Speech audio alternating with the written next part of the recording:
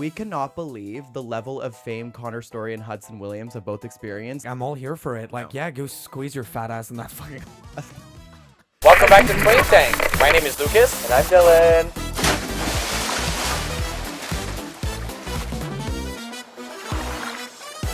Hi, welcome back to Twink Tank. My name is Lucas. And I'm Dylan. And we are your hosts. Episode number 12. We're back. Officially the 3-month mark. Oh my god. Apologies last week for our little debacle. We had a time in Vegas and we literally had no time to film and we were just living in the moment. And we couldn't, unfortunately, film. But we're back, and we're better than ever. And we're back home, which is insane, guys. We have been out for 6 consecutive weeks. Probably the longest I've ever been away from, like, where I live in my entire life. Like, consecutively. Yeah, way too long, if you're asking us. Yes. Obviously, it was such a privilege to be able to see all these places. But there's nothing better than home at the end of the day. So I'm so glad to be back here. It does take away the glamour from traveling to do it too much. And, like... We did, 7, 8 airports, same number of flights, 8 to 9 flights over the course of 6 weeks. Yeah, you kind of lose like the prestige of it all pretty quickly. But we had some of the best experiences and memories ever. But we are so grateful to be back here on this couch to talk with you guys for episode number 12. I missed it. I did too. You know who I miss most though? The Gordons. They're so back. They weren't in our last 3 episodes, and I'm so glad that they're here. They're so excited to be back on the podcast as our usual co-host. And, oh my God, guys, we got a new coffee machine. We did. It's a life changer. We moved away from Nespresso pods into a Ninja. Yeah. It's just like a Ninja Premium Lux machine. coffee. It does our drip, and then it does our espresso as well, so we get a nice little mix of both. So if you have any beans, because now we're beans people, if you have any beans that you guys like that you think we should try, please comment the bag and let us know what we should buy. And and we are going to try it and give you our thoughts and opinions on the podcast. Yes. I like that it also doesn't standardize the way it makes coffee. Like I have like an over ice setting now. Yes. Because it knew the machine is like, it's AI. It knew that I was gonna pour it over ice and it makes the coffee different. Yeah. And it's actually delicious. It's so sick. Maybe what we should do every week is we do like a bean of the week. And we have a new bean we're showcasing that you guys recommend for us. I don't know. Maybe we'll implement that at some point. I like that. All right. Anyway, we look forward to, as always, reading your comments. This episode is designed in segments. The usual segments are coming back. The fan favorites. I mean, if it ain't broken, don't fix it, guys. It's also 2026. I mean, there's just so much happening. It's the new year. We didn't really acknowledge that in our previous episode because we were so drunk. Yes, and also encompassed by the Stranger Things finale, which we had a lot to say about, and it feels like you guys too had a lot of opinions on that. But I have a lot of things in the segments today that are 2026 coded. I was going to say we sure do, as if I know. You'll see. We can start it off with the gay agenda. Dylan, give us the tea. All right. So this past weekend, the Golden Globes happened. Yes. And Nikki Glaser hosted the Golden Globes and absolutely killed it once again. I love her so much. I think the pressure was insanely high for her because obviously in 2025, she absolutely killed it. Yeah. And this year, she came back stronger than ever. Some of my favorite jokes she's ever done in her whole life. The one about the Justice Department was incredible. Obviously, she spoke about Heated Rivalry, which is insane. Lucas and I were having a conversation yesterday, and we cannot believe the level of fame Connor Storrie and Hudson Williams have both experienced throughout the past 3 months. And it's like Oprah knows about them today. Like, it's crazy. Like, people are just randomly speaking on Stephen Colbert or Jimmy Fallon, and they're like, oh, have you watched Heated Rivalry? Like, I haven't seen that for a show in a long time. And obviously, I knew the show was big, but... It's bigger than we thought. It's bigger than we thought it was. And now they're walking on runways at fashion shows, the two of them. They're presenting at the Golden Globes. Like, these guys 6 months ago were waiters at a restaurant, and now they're hosting at the Golden Globes. And it's breaking into the straight men market and culture. I know. Gary Bettman, the commissioner of the National Hockey League, equivalent, let's say, to the CEO. If you're like a gay little twink and you don't know anything about hockey, the commissioner would effectively be like the CEO of the league, the big boss. He was asked to comment on Heated Rivalry, and he said, I'm going to paraphrase him or almost quote him at this point, but he said he binge watched the show, which I'm like, Gary, do you really think the CEO or whatever of the NHL watched Heated Rivalry? Listen, Gary, maybe you did. Maybe you and your wife just love that soft gay porn. and I'm not. It's okay, and to each their own. I have a hard time believing. I have a hard time believing it, but for sure, he's aware of it. And he got briefed on it, and maybe he watched it, maybe he binged it, as he said he did. But, you know, he was really good in making references to some of the things that happened in the show that actually happened in the NHL. He had a publicity meeting. Think Sochi, think Tampa Bay All-Star game and all that stuff. So it was pretty cool to see. But we're breaking into, like, straight men culture. Yeah. So, like, the main talk show hosts are talking about it. S-tier celebrities are talking about it. Yeah. Oprah's talking about it. Yeah. Like they're announcing it in the opening monologue at the Golden Globes. Like, it's kind of insane. It's like monumental what's going on. And I thought it was going to be popular, but now we're reaching the level of like, this is like a phenomenon. Yeah. This is like, we're getting into, you know, primetime television territory. I'm so curious, like with the two of them though, what kind of role are they looking to do next? Because obviously this is a decently niche role, and I don't see them playing out these characters forever and like this type of character forever. I think they need to show their acting versatility, which don't cancel me for that. Like, I don't think they are the strongest actors, but like obviously not, guys. They've done one big show. Connor Storrie worked in a restaurant before. That's what I'm saying. He was just a waiter. He was a waiter. And I want to know if they're okay mentally too, because obviously going from nobody knowing you to like famous literally overnight. They fucking love this. Oh, of course they love it. Like, and I feel like they're they're on their face. They love it. And like watching them present to the Golden Globes, where they kind of like switched roles, which I found was really interesting. Between like Shane and Ilya, now they're like switched around, and Connor Storrie was like super shy going on stage, when in the show he's like super comfortable with it, and they're fucking good at being famous. Like, I won't lie. Well, I mean, and that's a huge thing that their management team is probably telling them right now, which is, mind you, you're in a room filled with S-tier celebrities, with movie directors, with producers. The CEO of Netflix is there. It's a big Jeff deal. Bezos is there. Obviously, so all of Amazon Prime Production is there. So, like, you should be showing as an actor that in these moments, you know how to create a viral clip. Yes. Which they did. You need to be showing that as you're going on, you know, talk shows, you can behave as a famous person and you can be very media trained. That's what you need right now to be called on to bigger projects. Very true, though, because they want to know you're able to bring people in on a press tour. Obviously, in our world where it's so algorithm friendly, you need to be able to have a viral clip. And that's actually a really good point. I never thought about it. Like, you can't just come on the Golden Globes and just present. And be looking shy. Like Meryl Streep can do that any day because she's established herself. She doesn't give a fuck. She doesn't have to make you laugh at home. Yeah. But these guys, especially before the room of producers and directors, I think they need to be getting those viral clips, and they're doing a really good job at it right now. Competition is really high with like up and coming talent in every industry. But there's something about like acting, you really need to be able to show yourself, or you'll immediately be dropped by like your talent agency, which is crazy. Because, you know, you go on massive press tours for movies, and box office releases depend a lot on how much talk is going on about your show or your movie. So, you know, some of the best Jennifer Lawrence clips are her being herself at Grammys and award shows, or you know, laughing and dying on press tour, but that draws in a crowd. Like the chemistry between two people draws in a crowd. It does. So anyway, like Kevin Hart and The Rock for the Jumanji movies, like obviously grossed billions in the box office, but like some of the most laughable moments in like talk show history is to like bantering each other, and you're like, I want to see that on film. That's so good. So I guess these two people are doing the same, and they're doing really, really well. Yeah, and it's funny because you turn that like the other way around, and you can kind of see the effects that it has. Like someone like Sydney Sweeney, who is obviously in a lot of controversy right now, just with like the ad that she did and whatnot, and you can see that affecting the box office. It's insane how someone's image can directly affect and make your movie flop really hard. So to your point, it is very important that these people are relatable and that they're not doing anything that's outside of their acting that's insane, or you know, like it really has a big effect on performance. I can see Connor's story, so Ilya, in some form of horror. Oh, really? So I think it's maybe because I just came off of Stranger Things, and he reminds me of Mr. What's-It. Yes, Vecna. Yeah, Vecna. But like the character of Mr. What's-It, blonde hair, whatever. I feel like Connor could have delivered that performance as well. And I could see him in like what's that one movie The director is very famous. His family name is like this long.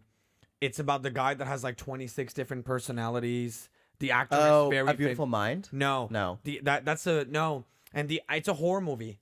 And the actor is really famous too. Oh. Guys, we're gonna put it up right here. Oh. And I think you guys might relate. Like, you'll know exactly what I'm talking about. And I'm gonna find the movie right now. I feel like you always do this. Yes, feel like I you need to know. get your facts straight. I need to get my facts straight, but I mean, I'm just getting a vision right now, and I feel like, Split. Oh. This Never movie. seen that in my life. Yes, you have. I think we watched kind of it together. Night Shyamalan is the director. Okay. And James McAvoy plays his character.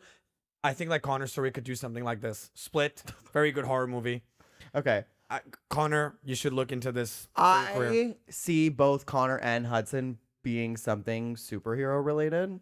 I think that's where their mind is at too. If they want to expand their fan base and make a lot of money, I think that's a way where you can get a quick check. And Marvel's always hiring. DC is always hiring. Especially right now, they're rebuilding the Avengers, right? So I can see there being a high probability where one of them is casted in some sort of superhero movie, and they do that for a few years before like being very established. Interesting.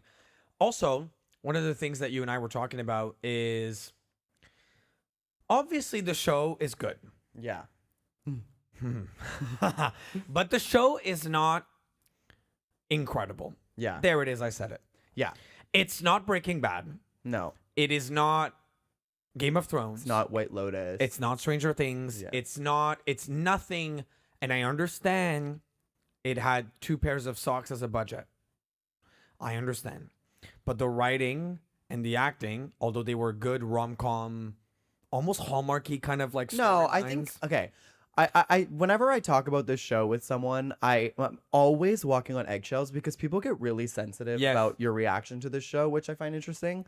Because the whole thing that we're advocating for with like wanting more queer media and wanting more representation and like things like this is like being open-minded and having like different opinions. And it's extremely ironic that whenever someone disagrees that this isn't the best show in history, they immediately get bashed on for it. It's like, isn't this like kind of the opposite of what we're fighting for this like representation? Weird. But the other day I was talking to a friend and I had mentioned like, I think the show is a 7.5 or 8. Yes. And she looked at me like I had 45 heads. She's like, this is the best show ever. And I'm like, guys, we need to be honest in that moving into season 2, there are improvements that can be made. And with any show, there should be. Yes. No show is perfect. And including Breaking Bad, including any show that we just named, like no show is perfect. And Heated Rivalry is also not perfect. But that's what's good about it. Like, we can't sit down realistically and compare the level of sophistication and complexity in, you know, some of the masterpieces of television, like Breaking Bad. Yeah. That have like incredibly intricate stories, very, very deep character arcs and development, insane plot twists, like Emmy Award winning acting, right? That have like changed the trajectory of drama in television to a show like Heated Rivalry that I consider from a queer media standpoint in many aspects in its artistry inferior to Fellow Travelers. Like to me, the acting is stronger in Fellow Travelers. The storyline is far more intricate and complex in Fellow Travelers. It doesn't take away from the fact that I sit down on this couch for, 5 hours and I enjoyed Heated Rivalry. It was good. It was great entertainment and I'm going to 100% tune into season 2, but I'm not going to sit here delusional telling you that this is the best television show in history when I know what there is out there as well. And I think anybody that does that needs to chill the fuck out. Also, it goes to show that queer love stories and queer sex sales, big fucking time, queer sex sales. Yeah. And it's going to open up for major platforms like Netflix, HBO. I mean, they're already on HBO and all Paramount. A ton of budget and a ton of new investments and storylines because they're getting a moment bigger than anyone anticipated for sure. I think when you look at it from that perspective, it's like absolutely incredible what the show will do. I think it will bring more representation and I think it'll give studios more trust in putting money behind 2 gay characters, which I think is amazing. And if that's what people mean by the show is perfect, then sure, but I don't think it is. Please correct me if I'm wrong, but I don't know. Like, did you see that the French Canadian actor yeah, said on a Francois or something? Yeah, so he said on an interview that the show was originally pitched in the US. Yes. And it was supposed to be picked up by HBO, and HBO accepted the show on the condition that they tuned down the sex big fucking time. They also allegedly, from what he said in that interview, asked for the first kiss to happen on episode 5 between the characters, and it was supposed to be only romantic development. It was supposed to be like solely focused on romantic tension and like, I'm gay but I'm not, I'm gay but I'm not, and this like hesitation and anxiety and fear with none of the sex. And Tierney, the director, had to bring it back to Canada, and only here did he get funding for his vision. And he was like, even if it's 10% of the budget they offer me, or maybe even way less, I'm going to realize my vision. Mm-hmm. You know, God forbid he was right. Big fucking time. But it's insane how prior to the show, American big TV production companies had a vision for what queer media should be. And this is going to change the game forever. Which is amazing. And Which is awesome, yeah. I think given the budget that he was allowed and whatnot, it's pretty incredible what he was able to do. Absolutely. And maybe that's where everyone's opinions come from. Like, they're really digging deep down and looking at it from that perspective. But at the same time, like, there's independent film that Yeah. are like Oscar-winning Like Parasite? movies. Like Parasite, that have like fucking 6 sushi as a budget. Yeah. They managed to create unbelievable stories. So I don't know. Like, did you find that the directing and the cinematography was like unreal? No. Like, none of the camera work was like the most, you know, defining in TV history. No, definitely not. The sets weren't amazing. Like, they were fine. They were good. They were convincing, but they were not like, oh my God, this hockey arena is life changing. Guys, it was filmed at Place Belle in Montreal. Like, it's not like fucking incredible. Yeah, no. I mean, I will never understand and think this show is perfect. As much as you guys want to shit on us in the comments, thank you for your engagement. Literally. Don't, like, we really like the show, For sure. genuinely. But the problem obviously arises from different perspectives. But like, I'll give the show a solid 8 out of 10. And I cannot even imagine that anyone on that crew, from the 2 main actors to the people who participated in the project, Stephanie Ellis, the director, and anybody would sit down today alongside you guys in the comments and say that their show should be the highest rated in TV history, or that their show is the best production ever made. You guys are, I would think that they look up to productions. Do they think they did a really good job? Yes. Did they work really hard? Yes. Did they deliver an amazing story? Yes. It doesn't take away from that. Are they coming on stage and being like, I think that what we just did with season 1 is, you know, head to head with Breaking Bad? Fuck no. Yeah, no. There's room for improvement, and they know that, and they're aware of their budget and their limitations. You guys are feuding this energy, and you're manifesting that into the world, and I find that really strange. Yeah, like, also just let people have their opinions. It's okay that someone thinks differently than you. And obviously, I know we live in such a sensitive world now, but it's okay that we don't think it's a perfect show and you do. Like, that's fine. You know, that doesn't make us bad people, nor does it make you a bad person. It's just kind of like opinions. It's insane. Well, guys, it's been such a pleasure to cover Heated Rivalry. I kind of can't wait for season 2 to come out, so we have more to talk about on the pod. Yeah. But we wanted to like chime in again because it felt like the phenomena kept growing, and there's like a season after the season right now, which is they're live as like these newfound A-tier celebrities. Crazy. So good for them, and I'm looking forward to seeing what they're gonna do post the show and whatnot. So transitioning to our second segment of the day, we're bringing back a classic. We're going for Slay or Nay. Let's hear it. Who's doing it this week? I will be leading Slay or Nay. Yeah, you are. If you don't know about Slay or Nay, and it's like one of your first episodes with us, thank you for joining us and making it past the first 20 minutes. We monetized a long time ago, but we thank you for your sustained engagement. Slay or Nay is where I give Dylan a question, a thought, an opinion on anything, and you tell me whether you think it's a slay, meaning it's iconic, it's amazing, or it's a nay, meaning ew, get that out of the fucking planet. Yeah. So that's it. Okay. I'm curious. I feel like we haven't done Slay or Nay in a long time. I'm going all over the place for this Slay or Nay. Okay. But you said it's like relative to the new year? No, my questions are not this one. Oh, God. So, That scares me. starting off Slay or Nay, please tune in at home, comment, give us your thoughts and opinions. We want you to play alongside us for this one. Woo! Slay or nay, pilots warning you that your flight is going to be really bumpy before you take off. Ooh! I'm going to say slay. I'm super insane in the head and would much rather know that something... I concur.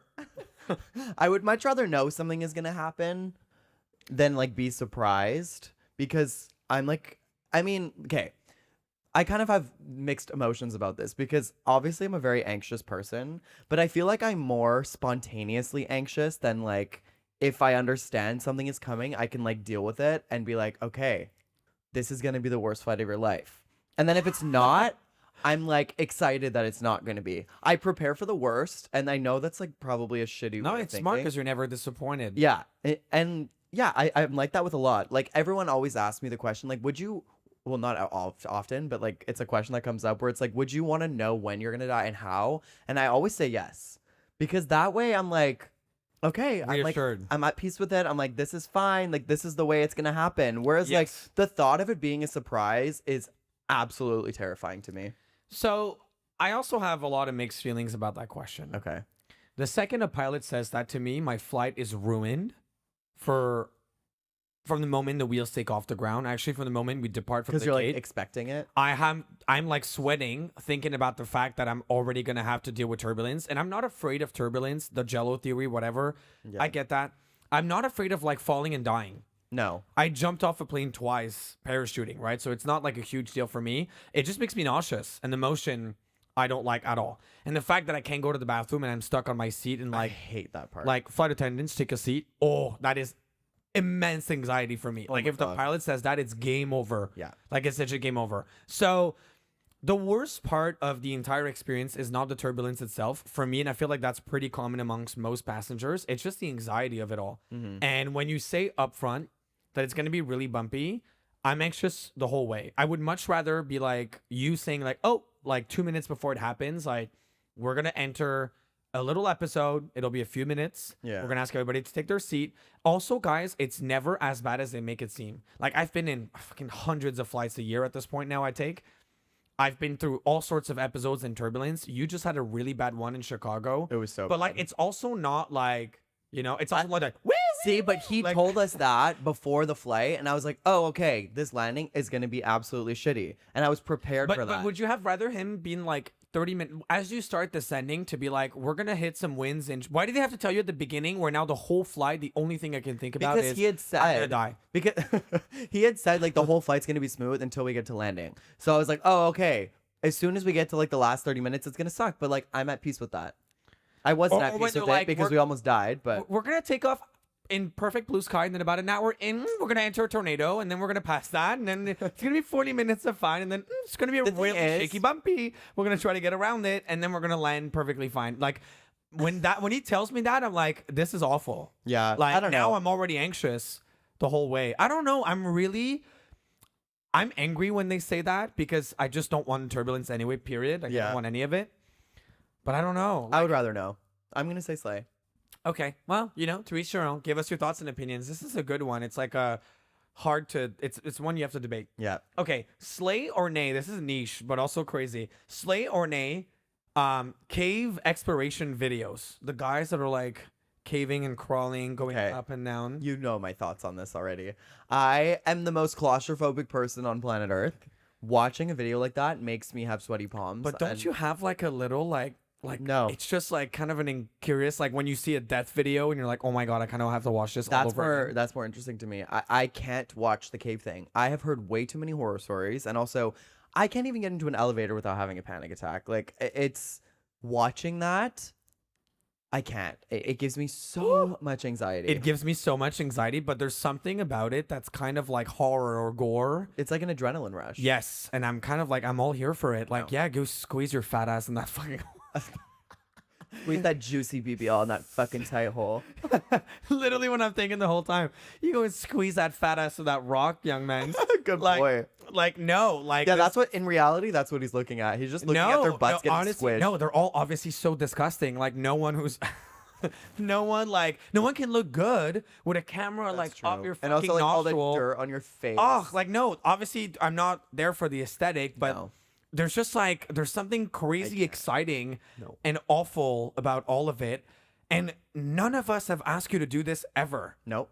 But I'm all here for the show. Like if you're gonna do it, thank you for broadcasting it to the The thing is, world. more often than not, these videos have like over 1 million likes, so they're Yeah, doing that's it. what I'm saying. Like It's working. No one ever asked you to get into the smallest hole ever on Earth in a dark cave Speak for yourself, sweets. and to and to crawl up and down like that. But if you're gonna do it, bitch, get Go the all camera in. out and show the world. Get that dough. Show me what's in that hole I'm never gonna get in. Yeah. Oh my god, imagine like the bugs. No, I'm sometimes- not even thinking about that. Sometimes there are tsunamis of spiders that attack them in those caves. No. And then they're just like have to brace themselves because they're getting like a tsunami of spiders walking on them. No. And you can't go back or front. You're just stuck. It's like, No, like that's no. why would you Why? ever do that? What is interesting about that? Like there is so many other things you can do for an adrenaline rush. Why is that the first thing that comes to mind? I don't know who thought about that. And like, I get cave exploration as in like you go see, what are those called? The big long rocks in English. I don't know. The big long rocks that like drip from, and sometimes there's water dripping from them. In Oh caves. yeah, I know what you're talking about. Steriglites? I don't know what they're called though. That should have been smarter than a fifth grader question. Whatever. Fucking whatever. You guys know what I'm talking about. That shit. So, like that, I get it. With bats and big caves and beautiful water. But that's just a cave. But like we've done that before. But then, like, if I see a tight hole like that on the wall, I'm not like, oh, do you think I that's can the get hole in? I'm going in. Yeah. Do you think I can crawl through that? You look around, there's holes. You're like, where's the smallest hole? Which one will not fit my ass? And then, like that's the one they choose. No, it's insane. It's the worst experience Nay, ever. I've never even had the privilege of having that on my For You page. So It's an absolute nay for me as well. We're gonna start our third nay. third one, here we go. Third one. Okay, slay or nay? Yeah. Drinking milk as an adult. I. Oh my god, can't. You love lattes. I do, but I first of all can't drink normal dairy milk. So for one, disgusting. It would be I think explosion of diarrhea for Dylan. Yeah, no one wants to experience that. I wouldn't put that through anyone. I mean, put anyone through that rather. Yeah, like I wouldn't put that through anyone. Yeah, I hope not. No, but even when I could have dairy, the thought, I'm getting nauseous. Let's have a nice big glass of milk. Oh, It is like the worst consistency of any food on this planet. it's absolutely awful. I'm sorry if you like milk, but like I'm kind of getting nauseous thinking about it. you're insane. It is You're- so like thick. Oh my god. And like sweet, but also like not. Like it's so weird. It's so gross. Guys, it came from a cow's fucking titty. Why are we drinking that? I know we're the only like mammals on the planet that like willingly daily drink Someone else's milk. another mammal's milk, which is No, we drink, really like, fucked and many things. Milk from our mothers. nuts. We milk nuts now. Like we just drink milk from anything. Yeah, but I really like nut milks. I don't know if I've ever had oat milk or almond milk like out of the carton like that. No, I mean I've Probably tried sweet. it. It depends on the like if you can get like a sugar-free one or not. Yeah, but duh. yeah, duh. Like you think I get the sugar one? Like please, have you seen me? No, like I'll sometimes take a sip of it to make sure it's not like spoiled or like it tastes decent or You something. drink it to see if it's spoiled.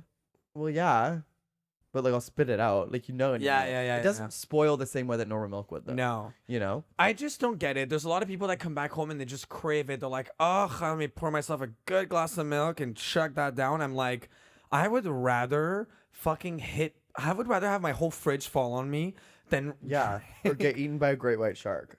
than drink the entire glass of milk that you put in front of me. No, it's Never. I get like the dipping stuff. I would dip some Yeah. hot cookies in it. Yeah. I like milk Hot in my chocolate. cereal.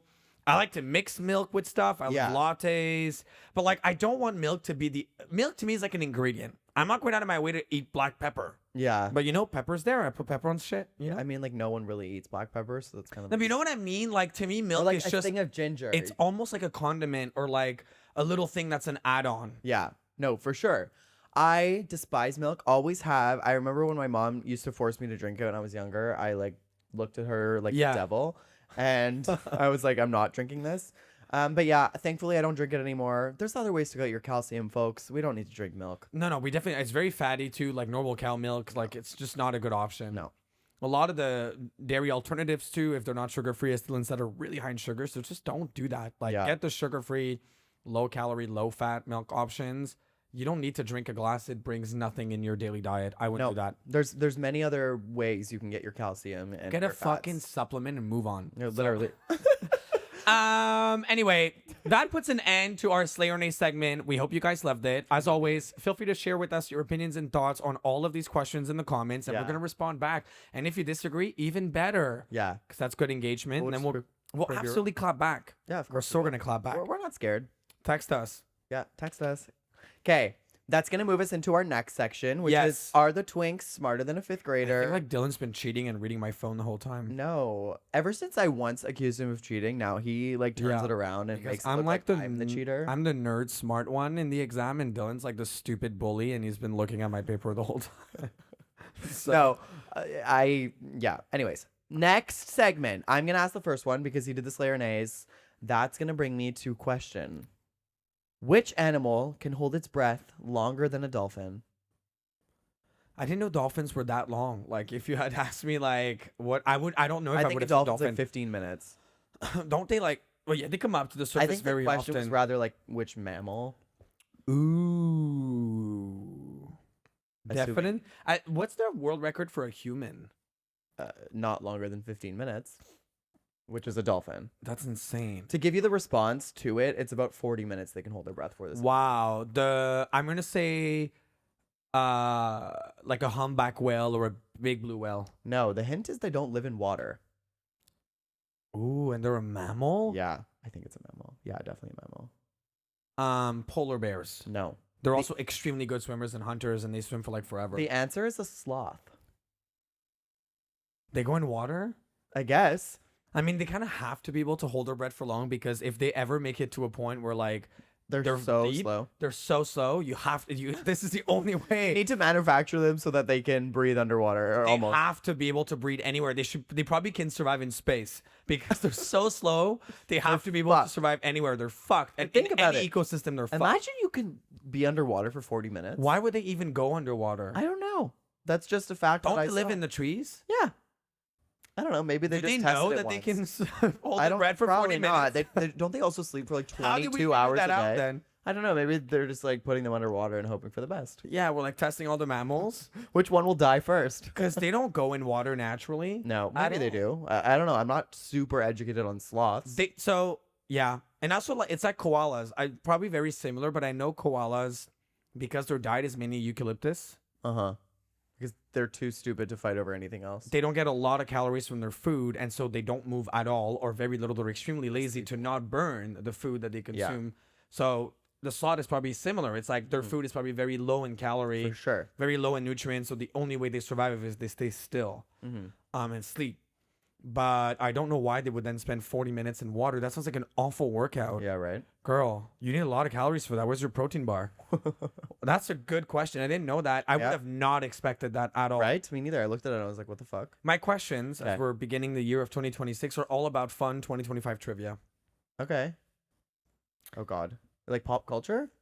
Just different I'm pretty stuff. good at pop culture. In 2025, Okay. we reached an unprecedented amount of parking spots in the United States. Oh, come on. How many parking spots, dotted parking spots, are there in Like the blind? line parking spots, like proper, are there in the United States today? Oh, my God. Obviously, we grew and we broke a record. Hint, if you put them all together, they're the size of West Virginia. Oh, I was going to say more. Isn't that insane? I would think more than that. Not that I know Mind the you, population of also- West Virginia, but The number I'm going to give you, no matter when and how we get in our car, we're never, ever, ever going All to find parked. one. Oh, We're that never gonna too. find one. that too, but we're also not all parked at the same time. Imagine we all had to park. I know. Every single person. There is actually 7 parking spots per car in the United States right now. And it's the amount. Yeah, but have you seen a Costco parking lot, babe? It's a fucking that's fair. 9 football stadiums. Okay, and they're I'm going to empty say, all night long. you said so- it's the population of West Virginia. No, it's if you put them all together, they have enough mile coverage to Oh, make up all of West Virginia. got it. I was going to say, I think it's more than the population of It's West Virginia. 7 times the number of cars in the United States. Okay, I'm gonna say. And they're definitely not in fucking Manhattan. Okay, I'm not. I can tell you that right now. I can't imagine the whole population as a car. How many? I'm gonna say like 300 million. 2 billion parking spots. What? Yep.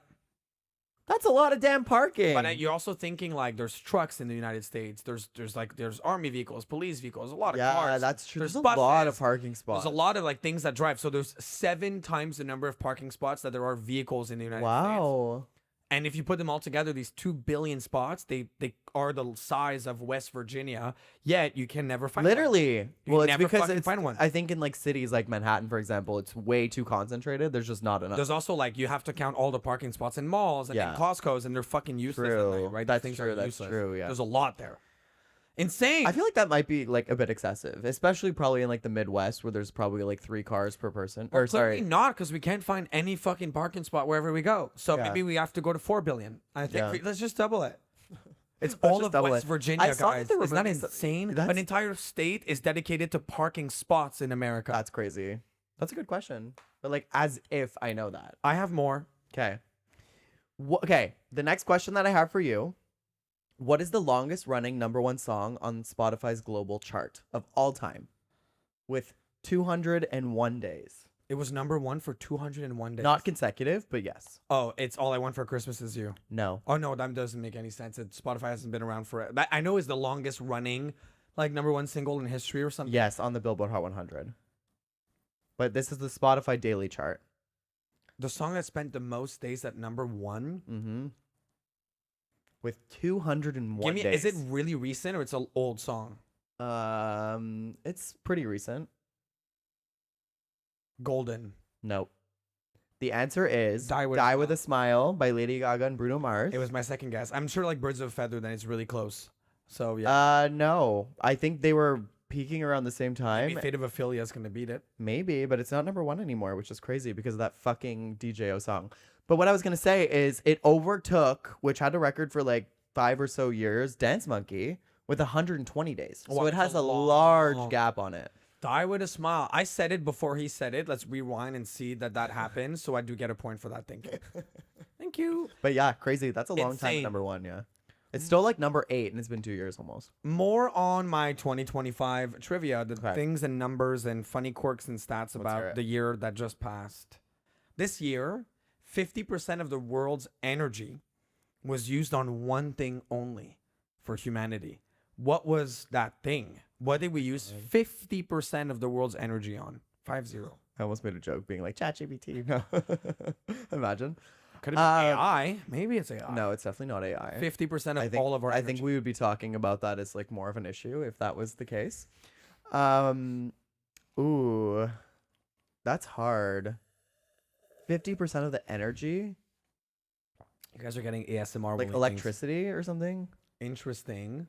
But like it's a little bit more precise than that. It's more precise than that. Like lighting would be an example. Yeah. I have no fucking clue. What the hell? I've never thought about this ever. in my Me life. too. Never until I read it. Okay, well, I'm gonna say lights because you like gave a face, like lighting. It's heating. Oh fuck, that's a good one. Isn't that crazy though? Yeah, because a lot of places in the world also don't have heating. Right? They don't need it. Bitch, you need colding. But it consumes a lot of energy. Yes, it does. It's like a dryer versus a washer will use so much more I'm energy. telling you right now, our apartment is that not considered? a huge contributor. Is a dryer considered in heating because it like technically heats? I don't know. It's definitely not our apartment though. Although we live in a really cold country, that's contributing to that heating because Dylan likes to put our bedroom at about equivalent to the outside temperature. So he likes to harmonize. I like that. I like to keep the windows open. Not actually. I'm kidding. But No, but like it's freezing. So we're not pumping that heating for sure. no. But it's crazy that half of the planet uses energy to heat itself. Like that to me sounds insane. Because half the planet probably doesn't even need it, Right? and I feel like half the planet also can't afford it. So now we're down to a fourth. Yeah, they need fucking colding. Yeah, That's what they need. They don't need heating. No, but AC doesn't use as much energy. yeah. Interesting. Isn't That's that a an- fun fact? That makes sense though, because I do know heating is very expensive. Light was a really good guess though. Yeah. See, we all use lights. I all mean, the look time, at the but cities. I don't think it's high. It doesn't consume that much energy. Yeah, that's probably It's what not. it is. It's energy efficient. Yeah. Probably. So whatever. I mean, electricity was probably the answer, but it's a bit too broad, I guess. It's to everything. Yeah. Okay. The next question and the last question that I have for you is, What animal has the longest pregnancy? Ooh. I like to think that making a really large fetus takes a really long time. I'm gonna think it's a large, big animal because to me it takes a long time to make a it takes a long time to make a big boy. What's your response? Blue whale? No. But good guess and good analogy. World. Good world. Are we in the marine world or no? No. It's actually an elephant. See, I was kind of right. You know how fucking long an elephant is pregnant for? 16 months. 22 months. 2 fucking years. And I just looked up right now because obviously awful. The average human lifespan is probably like, what, 80 years now? Maybe not. Maybe less than that, but like whatever. So ours is 9 months, obviously. So I was looking in perspective to how long they live, obviously, because when you look at a dog who live from like anywhere from like 10 to 15 years, they're pregnant for like 90 days, I think, or something. So I was like, oh, I would imagine it would be relative to their lifespan, but their lifespan's 60 to 70 years. So when they're pregnant with one elephant for 2 fucking years, that's a long time to be pregnant. Yeah, mind you, do they have more than one in their lifetime? Probably. Lifespan? I would imagine. So that's crazy. Like, that's a Wow. long time being pregnant. Yeah, that's a long time. And but also, that poor cooch. they're probably more big like baby. they're definitely more productive pregnant than Yeah. humans are. It's Well, probably yeah. not as much of an impediment. I mean, to their humans are still survival. pretty productive when they're pregnant. Yeah, but it could be some form of impediment to our survival. Yeah. You get really sick, Especially and in the this long and that. run, like- especially towards the end of that. Yeah, towards pregnancy. the end. That's what I mean. So I'm thinking like maybe for elephants it's not that much of a burden. Yeah. But it did make sense that to make a large fetus Yeah, it takes of course. a long It would time. take a long time, yeah. And I think also in the ocean, animals whale are probably very is- efficient. But animals in the ocean are very efficient because it's a high predatory, very, very high danger ecosystem. It's a very tough place to Yeah. be doing anything. To be pregnant and like, imagine we had to live in the ocean. Like, Oh, fuck. I would fucking Dude, like, die. we can't be filming our podcast with 2 fucking sharks around us. No, I would. They need would to be never on a hurt us, yacht. though, these I little would be porks. on a yacht. So, That's our way of spending time on the Yeah. ocean. I'm a yacht animal. So, Okay, what is the last question of the day? last question of the day. Yeah. Still on the topic in numbers and quirks and fun facts about 2025. What percentage? Oh, actually, you and I had we had a moment there. What percentage of births in birthing, Okay, like births. pregnancy, births in Is that a 2025? bird? No, I'm also asking. What because I'm not sure. percentage of pregnancies, and that's a better way to put it, let's say, ended with twins in 2025? What percentage of pregnancies in the world? in the world in He's 2025 trying to hide from the Pro- frame over here. Getting out of the produced frame. a twin? Humans? Humans, yeah. God, okay. Do you think it's a really rare thing that never happens? No. How rare? So I know it's genetic.